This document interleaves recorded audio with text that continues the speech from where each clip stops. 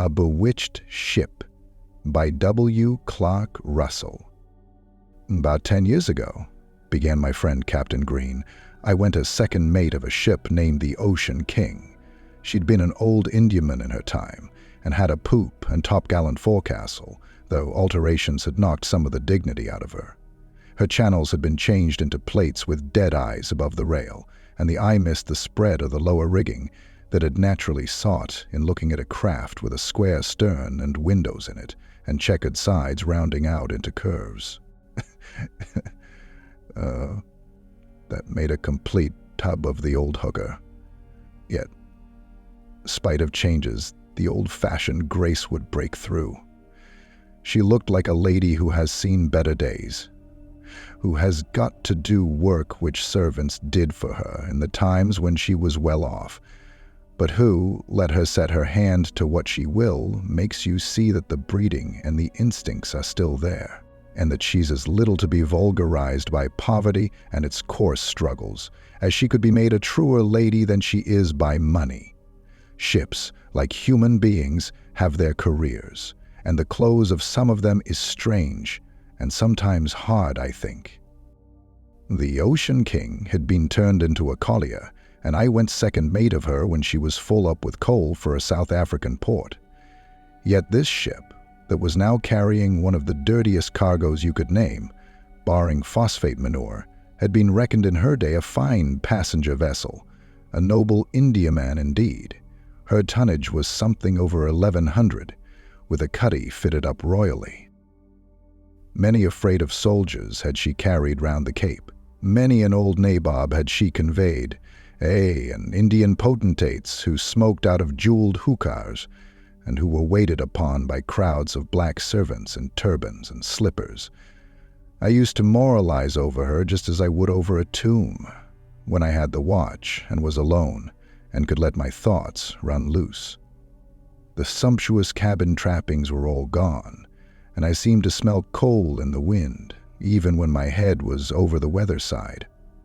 And when the breeze that blew along came fresh across 1,000 miles of sea, but there was a good deal of the fittings left. Fittings which, I don't doubt, made the newspapers give a long account of this fine, great ship when she was launched. Quite enough of them to enable a man to reconstruct a picture of the cuddy of the Ocean King, as it was in the days of her glory, when the soft oil lamps shone bright on the draped tables and sparkled on silver and glass, when the old skipper, sitting with the mizzenmast behind him, would look, with his red face and white hair, down the rows of ladies and gentlemen, eating and drinking, stewards running about, trays hanging from the deck above, and globes full of goldfish swinging to the roll of the vessel as she swung stately, with her stunsails hanging out, over the long blue swell, wrinkled by the wind. The ship is still afloat. Where are the people she carried? The crews who have worked her, the captains who have commanded her? There is nothing that should be fuller of ghosts than an old ship. And I very well remember that when I first visited the Victory at Portsmouth and descended into her cockpit, what I saw was not a well-preserved and cleanly length of massive deck, but groups of wounded and bleeding and dying men littering the dark floor, and the hatchway shadowed by groaning figures hanging and below, while the smell of English, French, and Spanish gunpowder, even down there, was so strong, phew, I could have spat the flavor out.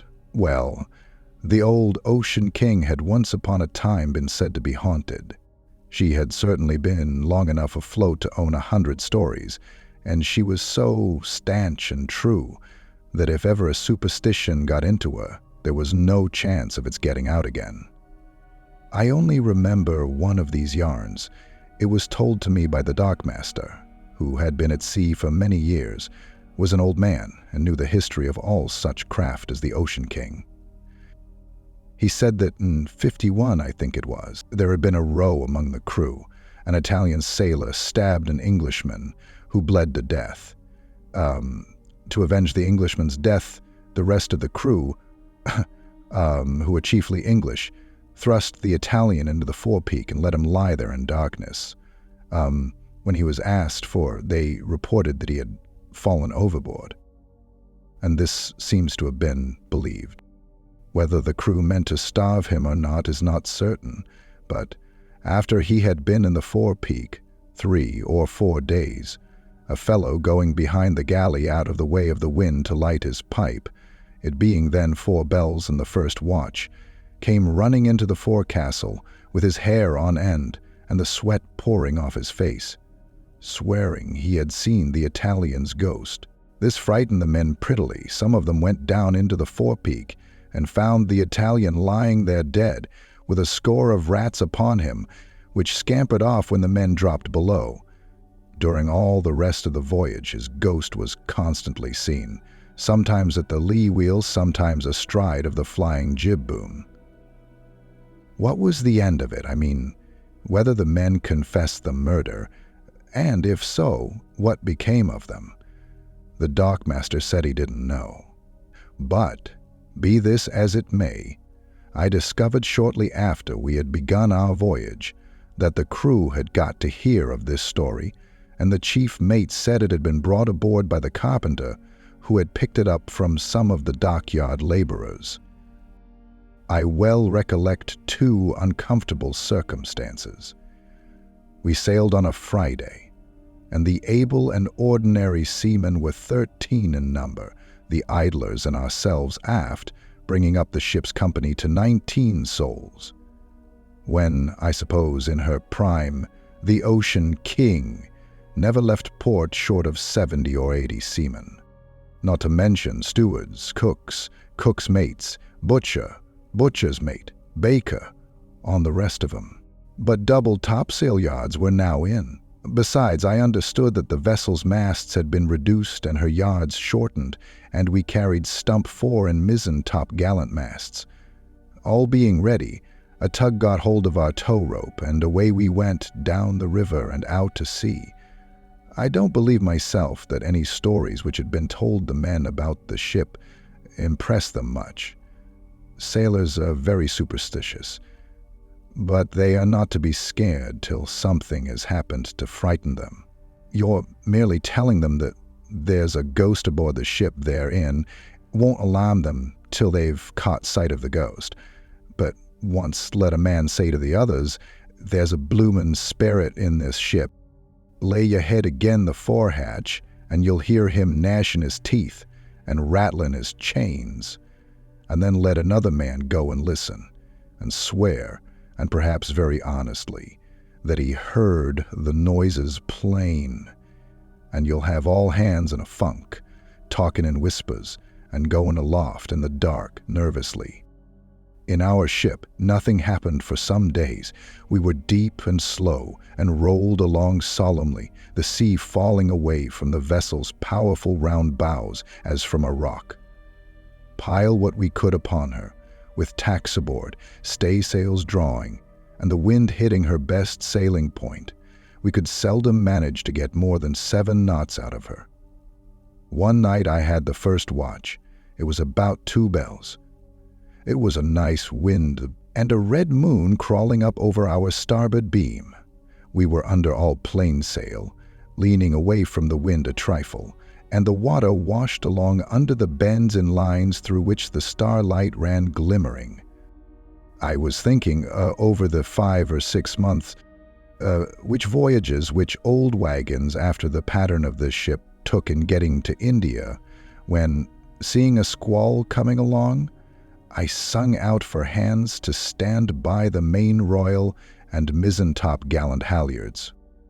It drove down dark, and, not knowing what was behind, I ordered the main royal to be cleat up and furled. 2 youngsters went aloft. By the time they were on the yard, the squall thinned, but I fancied there was another bearing down, and thought it best to let the ordinary seamen roll the sail up. On a sudden down they both trotted, hand over hand, leaving the sail flapping in the clutch of the clewlines. I roared out, "What do you mean by coming down before you've furled that sail?" They stood together in the main rigging, and one of them answered, "Please, sir, there's a ghost somewhere up aloft, on the fore-topsail." "A ghost, you fool!" I cried. "Yes, sir," he answered. "He says, 'Jim, your mother wants yer.' I says, 'What?' And he says, 'Your mother wants yer,' in the hollowest of voices. Dick here heard it. There's no one aloft forrard, sir." I sung out to them to jump aloft again, and finding that they didn't move, I made a spring, on which they dropped like lightning on deck, and began to beg and pray of me in the eagerest manner not to send them aloft, as they were too frightened to hold on. Indeed, the fellow named Jim actually began to shiver and cry when I threatened him. So as the royal had to be furled, I sent an able seaman aloft, who after rolling up the sail came down and said that no voice had called to him, and that he rather reckoned it was a bit of skylarking on the part of the boys to get out of stowing the sail.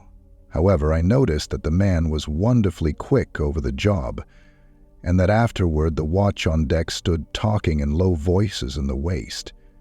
Jim was a fool of a youth, but Dick was a smart lad, aged about 19 and good-looking, with a lively tongue, and I heard afterward that he could spin a yarn to perfection all out of his imagination.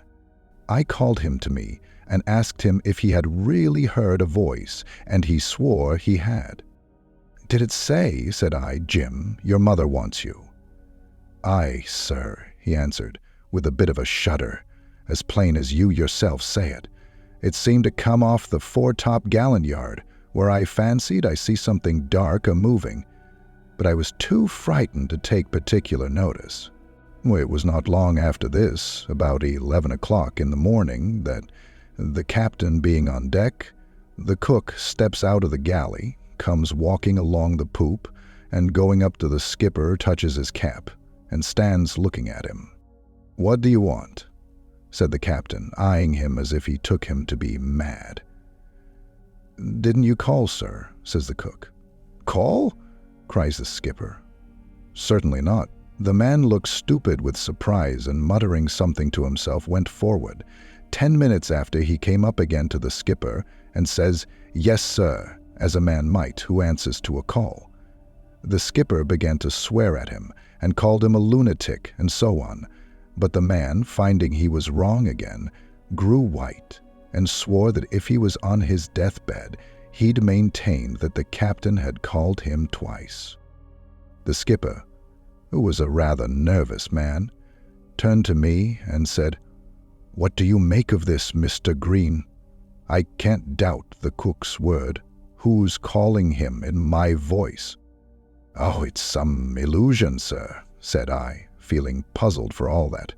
But the cook, with the tears actually standing in his eyes, declared he'd know the captain's voice if it was 9 miles off, and he then walked in a dazed way toward the forecastle, singing out that whether the voice he had heard belonged to a ghost or a Christian man, it might go on calling cook for the next 20 years without his taking further notice of it. This thing, coming so soon after the call to Jim, that had so greatly alarmed the 2 ordinary seamen, made a great impression on the crew, and I never regret anything more than that my position should have prevented me from getting into their confidence and learning their thoughts. For there is no doubt I should have stowed away memories enough to serve me for many a hearty laugh in after years. A few days rolled by without anything particular happening. One night it came to my turn to have the first watch. It was a quiet night, with wind enough to keep the sails still while the old ship went drowsily rolling along her course to the African port. Suddenly I heard a commotion forward, and fearing that some accident had happened, I called out to know what the matter was. A voice answered, "Ghost or no ghost, there's somebody a-talking in the forehold. Come and listen, sir." The silence that followed suggested a good deal of alarm. I sang out as I approached the men, "Perhaps there's a stowaway below." "It's no living voice," was the reply.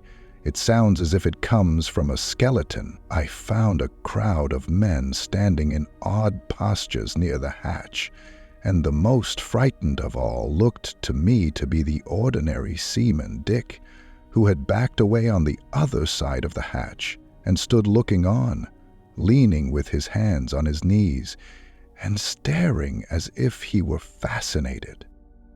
I waited a couple or 3 minutes, which in a business of this kind seems a long time, and hearing nothing, I was going to ridicule the men for their nervousness, when a hollow voice under the hatch said distinctly, "Undoubtedly, you are Ghost, and not be able to get out."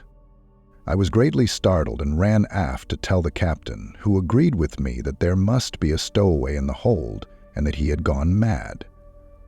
We both went forward, and the hatch was lifted, and we looked on top of the coal, and I was then about to ask some of the men to join me in a search in the forepeak, for upon my word I had no taste single-handed for a job of that kind at such a moment. But upon my word I had no taste single-handed for a job of that kind at such a moment, when the voice said, "There's no use looking, you'll never find me. I'm not to be seen." "Confound me," cried the skipper, polishing his forehead with a pocket handkerchief, "if ever I heard of such a thing. I'll tell you what it is," he shouted, looking into the hatch. "Dead men can't talk, and so as you're bound to be alive, you'd better come up out of that, and smartly too, you hear? Or you'll find this the worst attempt at skylarking that was ever made." There was a short silence, and you'd see all hands straining their ears, for there was light enough for that, given out by a lantern one of the men held. "You couldn't catch me because you couldn't see me," said the voice in a die-away tone, and this time it came from the direction of the main hatch, as though it had flitted aft. "Well," says the captain, "may I be jiggered." And without another word he walked away onto the poop. I told the men to clap the hatches on again, and they did this in double quick time, evidently afraid that the ghost might pop up out of the hold if they didn't mind their eye. All this made us very superstitious, from the captain down to the boys. We talked it over in the cabin, and the mate was incredulous and disposed to ridicule me. "Anyway," said he, "it's strange that this voice is only heard in your watch. It's never favored me with any remarks. The creaking and groaning of an old wooden ship is often like spoken words, and what you've been hearing may be nothing but a deception of the ear." "A deception in your eye," cried the skipper. "The timbers of an old wooden ship may strain and creak in the Dutch language, but hang me if they ever talked good sensible English. However, I'm not going to worry. For my part," said he, with a nervous glance around him, "I don't believe in ghosts. Whatever it is that's talking in the hold may go on jawing so long as he sticks to that. And don't frighten the men with an ugly mug, nor come upon us for a man's allowance." "If it's anybody's ghost," said I, "it must be the Italian's, the chap that was starved in the forepeak." "I doubt that," said the skipper. I didn't detect anything foreign in what he said. To my ear, it sounded more like Whitechapel than Italiano. Well, for another week we heard little more of the ghost. It's true that one middle watch a chap I had sent aloft to loose the main royal had hardly stepped out of the lower rigging after lingering in the crosstrees to overhaul his clewlines, when he comes rushing up to me and cries out, "I've been hailed from aloft, sir. A voice has just sung out, 'Tommy, jump aloft again that I may have a good look at you.'" "Who's up there?" I asked him, staring into the gloom where the mast and yards went towering. "There's no one up there, sir. I'll swear it." "I was bound to see him. Had any one been there?" he answered, evidently very much frightened. It occurred to me that some one of the crew might be lying hid in the top, and that if I could catch him I might find out who the ghost was. So I jumped into the rigging and trotted aloft, keeping my eye on the lee rigging to make sure that no one descended by it. I gained the top, but nobody was there. I mounted to the crosstrees, but the deuce a sign of anyone could I see. I came down, feeling both foolish and scared, for you see I had heard the voice myself in the hold. There was no question that there was a voice belonging to nobody knew what, knocking about the ship, and consequently it was now impossible to help believing a man when he said he heard it. However, it was necessary to keep the men in heart, and this was not to be done by captain and mates appearing scared. So, I reasoned a bit with the man, told him that there were no such things as ghosts, that a voice was bound to come from a live person because a spectre couldn't possibly have lungs, those organs being of a perishable nature, and then sent him forward, but no easier in his mind, I suspect, than I was. Anyhow, I was glad when 8 bells struck and it was my turn to go below. But, as I have said, nothing much came of this. At least, nothing that reached my ears. But not many nights following the ship lay becalmed. There wasn't a breath of air, and the sea lay smooth as polished jet. This time I had the middle watch again. I was walking quietly up and down the poop, on the lookout for a deeper shadow upon the sea to indicate the approach of wind, when a man came up the ladder and said, "There's someone a-talking to the ship under the bows." "Are you awake?" said I. "Heaven help me as I stand here, sir," exclaimed the fellow solemnly, "if that there voice which talked in the hold t'other day ain't now over the side." I ran forward and found most of the watch huddled together near the starboard cathead. I peered over and there was a dead silence. "What are you looking over that side for? I'm here," said a thin, faint voice that seemed more in the air than in the sea. "There!" exclaimed one of the seamen in a hoarse whisper. "That's the 3rd time. Whichever side we look, he's on the other." "But there must be someone in the water," said another man. "Anybody see his outline? Cuss me if I couldn't swear I see a chap swimming just now." No," answered someone, gruffly. "Nothing but phosphorus, Joe. And the right sort of stuff, too, for if this ain't old Nick—" "You're a liar, Sam," came the voice clear, and, as one could swear, plain from over the side. There was a general recoil, and a sort of groan ran among the men. At the same moment I collared a figure standing near me, and slewed him round to bring his face fair to the starlight, clear of the staysail. "Come you along with me, Master Dick," said I, and I marched him off the forecastle, along the main deck, and up on to the poop. "Arthur, said I.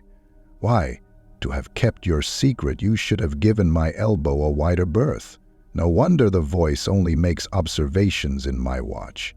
You're too lazy, I suppose, to leave your hammock to try your wonderful power on the mate, eh? Now, see here," said I, finding him silent, and noticing how white his face glimmered to the stars. "I know you're the man, so you'd better confess. Own the truth, and I'll keep your secret, providing you belay all further tricks of the same kind. Deny that you're the ghost, and I'll speak to the captain and set the men upon you." This fairly frightened him. "Well, sir, it's true. I'm the voice, sir. But for God's sake keep the secret, sir. The men would have my life if they found out that it was me as scared them." This confession was what I needed, for, though when standing pretty close to him on the forecastle, I could have sworn that it was he who uttered the words which perplexed and awed the sailors, yet so perfect was the deception, so fine, in short, was his skill as a ventriloquist, that had he stoutly denied and gone on denying that he was the voice, I should have believed him and continued sharing in the wonder and superstition of the crew. I kept his secret as I promised, but somehow or other it leaked out in time that he could deceive the ear by apparently pitching his voice among the rigging, or under the deck, or over the side. Though the discovery was not made until the ghost had for a long time ceased to trouble the ship's company, and until the men's superstitious awe had faded somewhat, and they had recovered their old cheerfulness, we then sent for Dick to the cabin, where he gave us a real entertainment as a ventriloquist, imitating all sorts of animals, and producing sounds as of women in distress, and men singing out for help in the berths. Indeed, such was the skill that I'd often see the skipper and mate turning startled to look in the direction whence the voices proceeded. Made his peace with the men by amusing them in the same way, so that instead of getting the ropes ending aft and the pummeling forward which he deserved, he ended as a real and general favorite, and one of the most amusing fellows that a man ever was shipmate with. I used to tell him that if he chose to perform ashore, he was sure to make plenty of money, since such ventriloquial powers as his were the rarest thing in the world. And I'd sometimes fancy he meant to take my advice. But whether he died or kept on going to sea, I don't know, for after he left the ship, I never saw nor heard of him again. I hope you liked the story and are interested in more stories here on our channel. If you liked it, please subscribe to our channel and click on the bell so you don't miss any new stories in the future. We would of course be very happy if you like it.